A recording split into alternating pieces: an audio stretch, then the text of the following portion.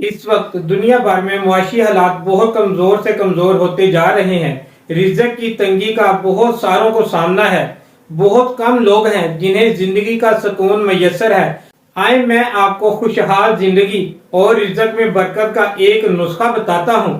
صحابی رسول حضرت ابو ہریرہ رضی اللہ تعالی عنہ سے روایت ہے کہ سرکار مدینہ صلی اللہ تعالی علیہ وآلہ وسلم نے ارشاد فرمایا، جو کسی مریض کی عیادت کرے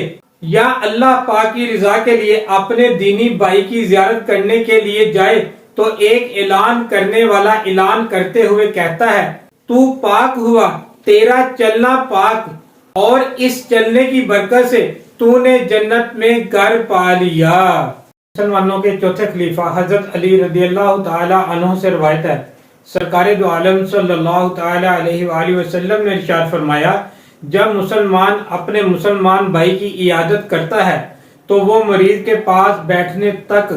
جنت کے باغ میں چہل قدمی کرتا ہے۔ جب وہ بیٹھتا ہے تو رحمت الہی اسے ڈھانپ لیتی ہے۔ جب کوئی صبح کے وقت مریض کی عیادت کرتا ہے تو شام ہونے تک 70,000 فرشتے اس کے لیے دعائے مغفرت کرتے ہیں، اور جو شام کے وقت عیادت کرتا ہے تو صبح ہونے تک 70,000 فرشتے اس کے لیے دعائے مغفرت کرتے رہتے ہیں۔ صحابی رسول حضرت عبداللہ بن عمر رضی اللہ تعالی عنہ سے روایت ہے، سرکار مدینہ قرار قلب و سینہ فیض گنجینہ صاحب معطر معمبر پسینہ